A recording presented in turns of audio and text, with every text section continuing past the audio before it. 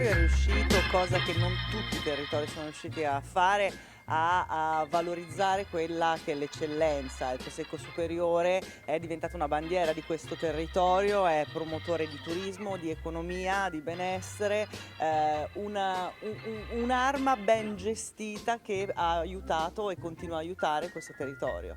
Due eccellenze italiane in cucina, o meglio a tavola, quindi una grande serata si preannuncia. Non vedo l'ora di assaggiare e degustare. Ma diciamo che una volta il lavoro del cuoco non era proprio così un lavoro ambito, no? O nobile.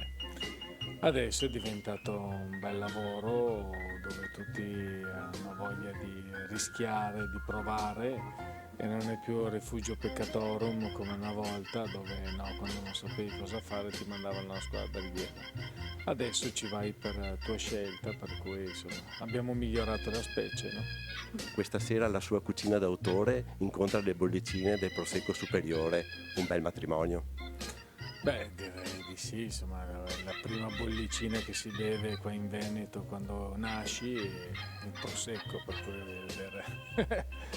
E per antonomasia la bollicina d'eccellenza, e per cui essere poi qua, insomma, ancora di più, no? Nella patria, nel cuore del consorzio, per cui credo che sia veramente una bellissima esperienza. Noi abbiamo voluto celebrare questo 50° con una serie significativa di varie iniziative, tra le quali la ristorazione di eccellenza. Il Conegliano Valdobbiadene è comunque l'eccellenza italiana della bollicina come ambasciatore mondiale. Crediamo di aver abbinato uno chef sicuramente stellato, un ristorante che ha contribuito in maniera significativa a far conoscere il nostro territorio e il nostro prodotto, e ovviamente una serie di ospiti che possono conoscere l'abbinamento tra cucina di qualità con un'eccellenza come il Conegliano Valdobbiadene. Gigetto, lei è uno che di stelle se ne intende. Cos'ha di speciale Carlo Cracco? Ma ha una certa personalità che non è facile di trovare nelle persone, e lui ha proprio un carisma, è un carismatico proprio, che non occorre che chiacchieri tanto, che con 2 occhiate e una parola ha già messo a posto tutti. È veramente molto bravo. La vostra è una amicizia, una conoscenza di tanti anni. Sì, perché sono sempre stato, sai, come la tifoseria, io sono tifoso del Cracco, ecco, sono altri molti bravi, per l'amor di Dio, però io sono tifoso di Cracco perché è anche veneto.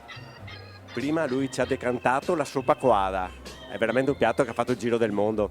Sì, la soppa coada è un piatto tipico che ho cominciato ancora 53 anni fa, quando ho cominciato, e ho sempre trovato che devo farla anche durante l'estate, anche se è periodo caldo.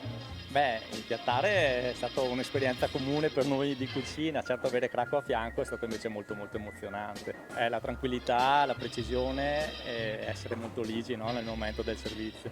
Le brigate abbiamo partecipato insieme alla preparazione da fuori il menù, e abbiamo collaborato insieme. Il suo menù parte con un classico suo che è appunto l'uovo fritto con la capasanta e piselli, e dopo ha lavorato su un risotto con gli scampi e pinoli tostati, un bellissimo morone che è un pesce di mare, lo ha cotto in bassa temperatura con la pancetta, e alla fine il dolce è una sorpresa, no?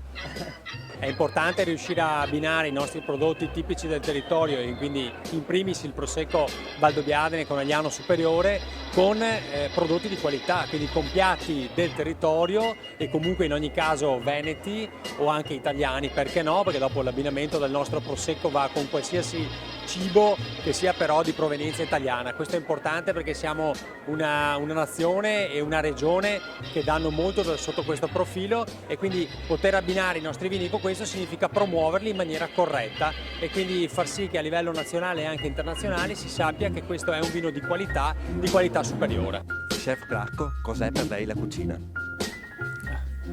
Cos'è la cucina? Casa mia, la prima casa, dove c'è la residenza.